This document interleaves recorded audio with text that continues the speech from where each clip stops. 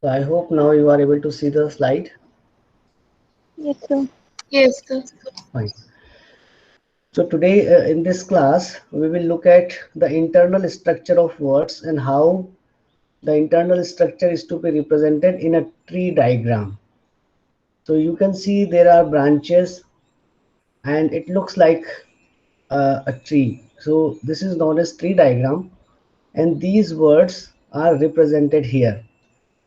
So this is just a representation because the theoretical part we have already done. So you will not find any difficulty understanding this thing, and you will also learn how words can be represented through tree diagrams. So when we represent them through tree diagrams, then it is very clear that we know what is the root and base and what is an affix. For example, we have a tree diagram for the word teacher. Now when it comes to teacher and the grammatical category of the word teacher, we know teacher is a noun. But we also know that teacher word has been derived from the word teach, and teach is initially a verb.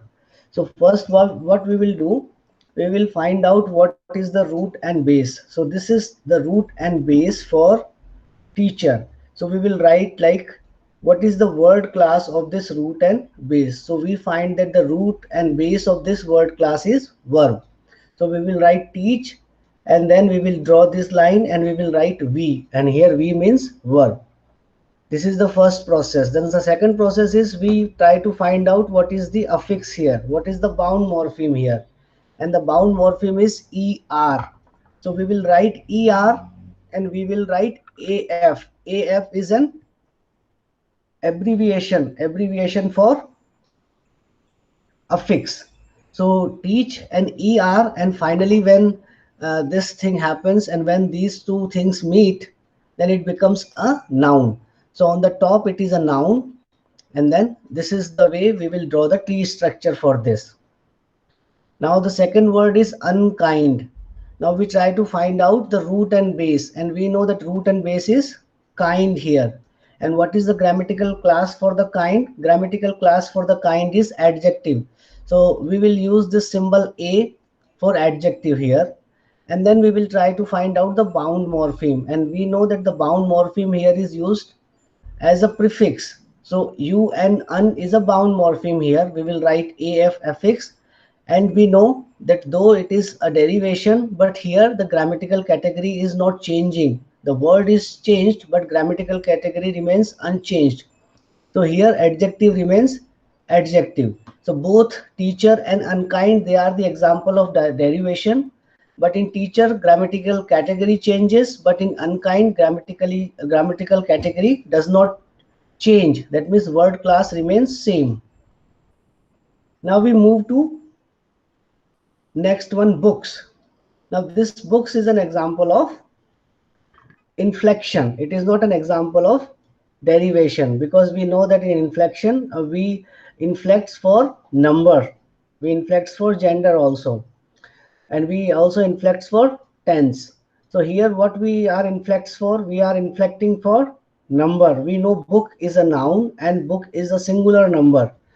When we attach affix s, then it becomes plural, books, and then the overall category is also a noun. So this is an example of inflection, and this is not an example of derivation that you need to remember. So this will be the T diagram for books. Now when it comes to blacken, so we know that what is the root and base? Black is the root and base, and we know the grammatical category of black is adjective. So we will do the step one is this. Step two, to find out the bound morpheme. Bound morpheme is en. So here you have an affix, and when you combine them, then it becomes a verb, blacken. And the word is destroyed. So we know the grammatical category of destroy, free morpheme, that is verb, and the bound morpheme ed, that is an affix, and we have destroyed. Fine. So again, this is an example of inflection. It is not an example of derivation, because again here there is no change in the meaning, but there is only the change in the form. So I hope like this is not difficult. Anyone has any doubt in this slide?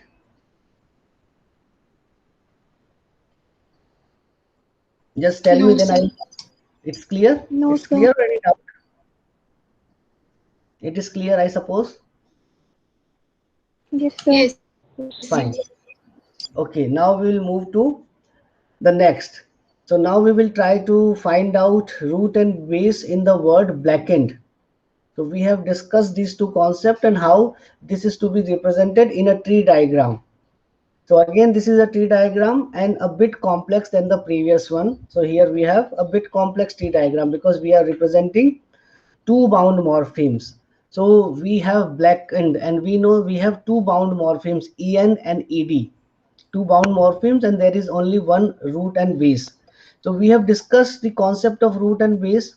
So root and base for en. So for en, for this first bound morpheme, this black is both root as well as base.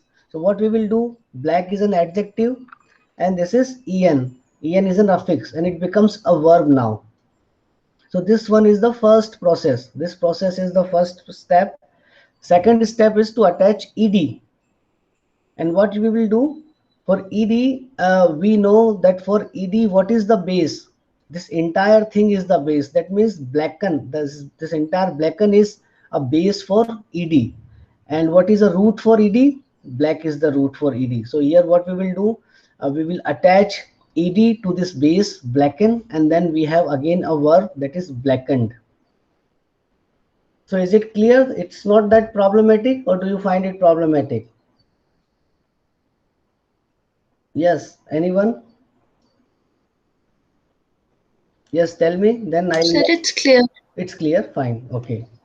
So root and base in the word blackened we have seen. Now some other words formed by derivation that we can see the tree diagram representation. So we have like treat and meant. Treatment. So treat is a verb and affix is meant and it becomes noun treatment. Unkind that we have previously seen. So you have kind is an adjective and unkind is also an adjective with negative prefix. Seasonal. Season is noun, affix is al, and then seasonal is an adjective. Modern is an adjective. Is an affix, and ize when we attach, then it becomes a verb. So there are some other words formed by derivation, and this is the example for those words. Now we can also see the complex derivation of the word activation. So you will also need to draw such type of diagrams. So I will give you one big word and then you need to draw a diagram like this. Now the word is activation. Now this is the entire word that you have. The first thing is you need to find out the root and the word class of the root.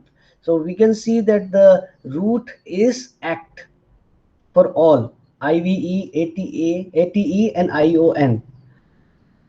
So, and what is the grammatical category of this root act? It is verb. So this is the first step that we will do. We will try to find out act. Then what is attached? IVE, active. This suffix is attached. When IVE is attached to verb act, it becomes adjective. So we have now active. Then we attach ATE. ATE, when we attach to the base active, then it becomes a verb, activate. So here we have a verb here now. And when we attach ION, bound morpheme, to a base activate, then we have activation. And then we have the category noun. So you can see like how many times the grammatical category changes here. Initially a verb becomes an adjective, then becomes a verb again, and then finally becomes a noun. So this is a complex derivation of the word activation. So this is how all you need to draw a T diagram for this. So I hope like you have understood this T diagram, this complex T diagram, all of you or anyone has any doubt related to that. So we are very clear that we have three bound morphemes, IVE, ATE, ION, and 1, 2, 3. This is a step-by-step process. So is it clear for you or any doubt related to this? So clear. It's clear, good, fine.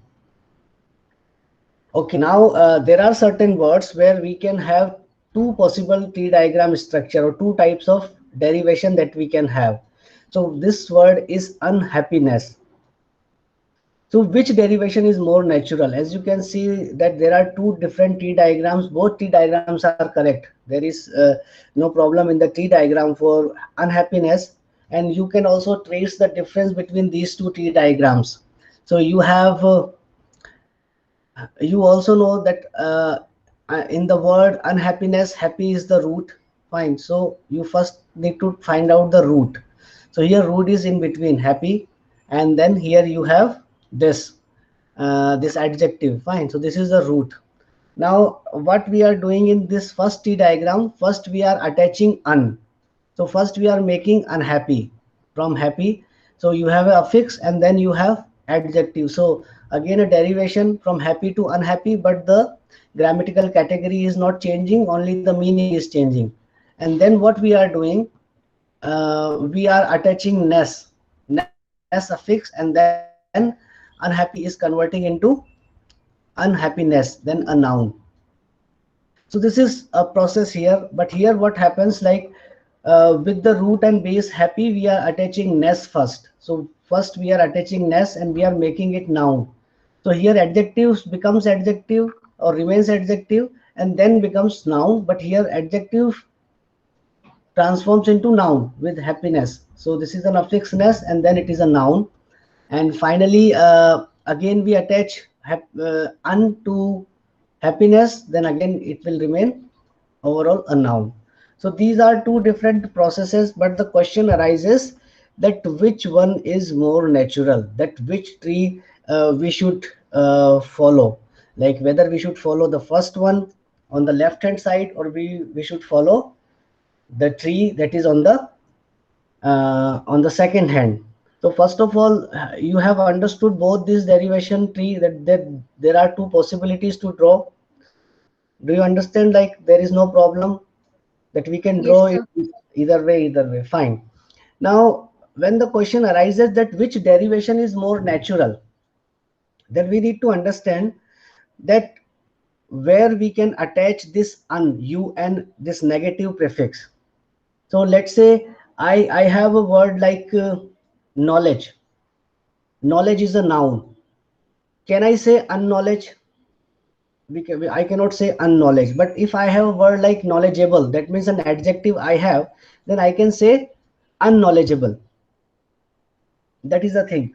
So this un thing is not generally attached to a noun. Here in it is an exception that with happiness is a noun and this un is attached to. But in general, if you look at English words, then you will find this un is only attached to adjective. So that means it is preferable that if you go for the tree number one. And the reason behind that is that generally in the English language this suffix un is attached to adjective and not to the noun. So here like this word or some other words, a couple of words will be an exception, but generally this un is only attached to an adjective. So I have a word like condition. I cannot say unconditioned. But if I have conditional, that means an adjective, then I can say unconditional.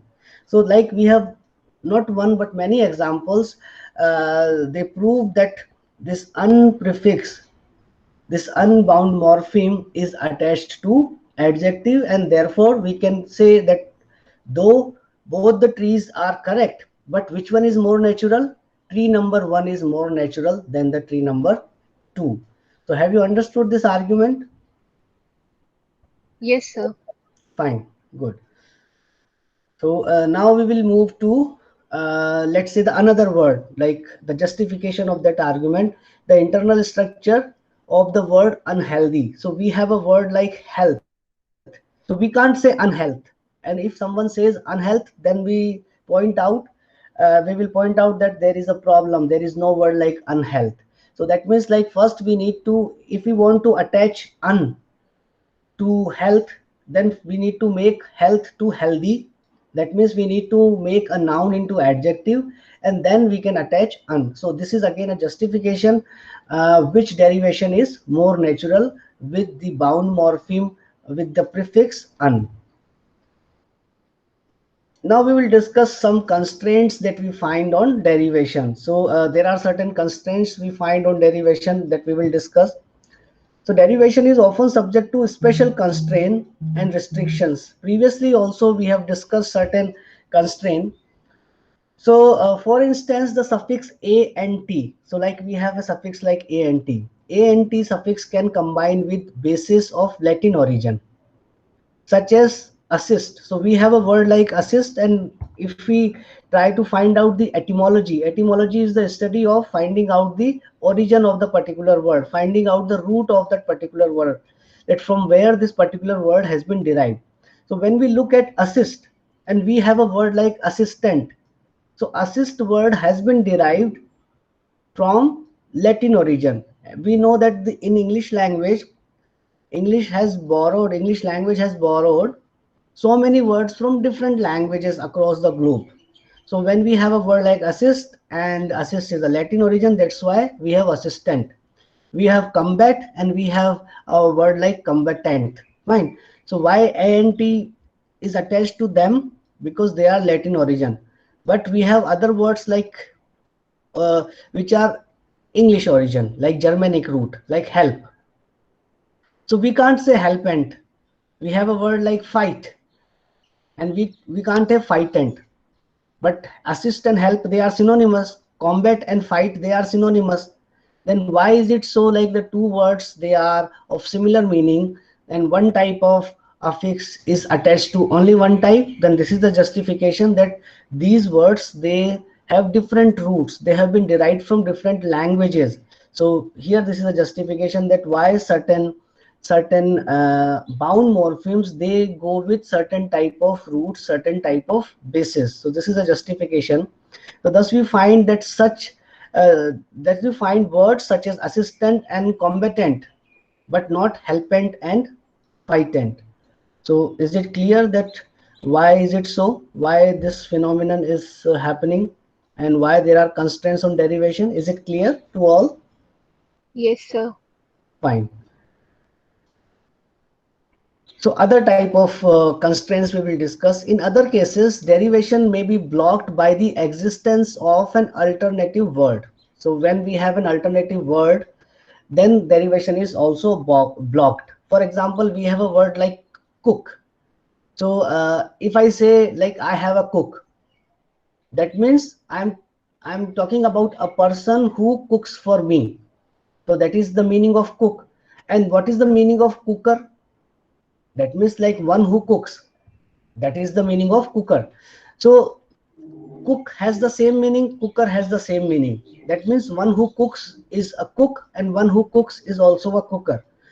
So what happens like when you have already a word, alternative word when you have, then derivation is blocked. So the word cooker is blocked by the existence of the word cook. So why do not we say I have a cooker? I have a cooker, and you will understand that I am talking about a cooker that we use to cook some vegetable. Otherwise, cooker is like someone who cooks. So that is a valid word. There is no problem in that word also. But we don't say I have a cooker. We say I have a cook. So that means like this derivation is blocked actually, because we have already an alternative word. So why should we need? That is the case. So so similarly, we have a word like famosity. Now famosity is a word like and it is a valid word, and there is no problem in that. But you know that we have a word like fame, and the meaning of fame is also like famosity. So when we already have a word like fame, then why should we use the more difficult word famosity? So that's why this attaching ity is actually a blockage for a new word. So this is again certain type of constraint we have, that we have when we have already a word, and when there is a derivation and there is no change in the word in the meaning, then generally that type of derivation is actually blocked. So that we want to say. So we will study more constraints on derivation. Sometimes a derivation affix is able to attach only to the basis with particular phonological properties. So now the knowledge of phonology that you gained in last semester will help you. So here some constraints, because there is some particular phonological property. So a good example of this involves the suffix en. So we have a suffix en like black and blacken, we have previously seen. So when we attach this en to an adjective, then it becomes a verb. So black is an adjective, and when we attach en, then what happens, like blacken becomes a verb, which can combine with some adjectives to create verbs with a causative meaning. As shown, whiten roughly means cause to become white. So white is an adjective, and you have a word like whiten. Soft, you have an adjective and then soften. Mad and madden.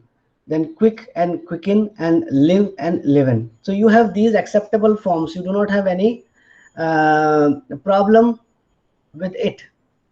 Now it is not live. Live, you have a live telecast, that is live. So you have unacceptable form like abstracten, you do not have bluen. So when you have blacken, when you have whiten, then why can't you have bluen? Why can't you have this is the question. Why can't you have greenen? So again, angry, and when you have madden, then why can't you have angry? So why, when you have quicken, then why can't you have slowen? Because they are the same word, slow and quick, like they are related. Fine. Angry and mad, they are also related.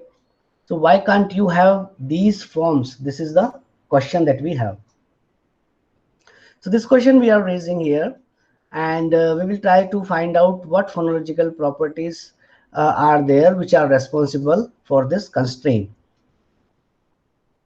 So what is the argument? The contrast like acceptable versus unacceptable illustrated here reflect the fact that en can be attached only to a monosyllabic base. So first of all, if you look at these words, whiten, white, soft, mad, quick, they are monosyllabic. They are monosyllabic. So this is one condition. But you can say slow is also monosyllabic, angry is also monosyllabic, blue is also monosyllabic, green is also monosyllabic. So that means something else is also there. So first condition is monosyllabic base. So first you need to have monosyllabic base that ends in a consonant other than la, ra, ma, and na. So as you can see that the base, the end of the base is neither la, ra, ma, or na here. Fine. So here, what is the end when you see the word white? Then t is the final consonant sound. Soft, t is the final consonant sound. Mad, d is the final consonant sound. Quick, k is the final consonant sound, and live, v is the final consonant sound. So this is one condition. And when you look at abstract, first of all, abstract is violating the first condition. That means it is not a monosyllabic word. Abstract, fine, it is a bisyllabic word. So it is violating the first condition. Thus it can be added to white, quick, mad, and live, which are monosyllabic and end in a consonant of the right type. But it cannot be added to abstract, which has more than one syllable, to slow or blue, which ends in a vowel. So blue, u is the vowel. Then you have a slow, o is also a vowel. When it comes to angry, then e is also a vowel. And when it comes to green, then again, which ends in a wrong type of consonant. So we need a consonant only other than la, ra, ma, and na, and this is happening here. So again, this type of constraint we also find. So it is again providing a justification that why we have whiten, why we have let's say we have redden also. We have redden, but we do not have greenen. Fine. Why is it so? So this is, I think this is for the day, because we will discuss other things in next class. So I end here. And if you have any doubt or question, then you can raise your doubt and question. And meantime, I have taken your attendance as well. So anyone has any doubt, any question related to what we have discussed today in this class?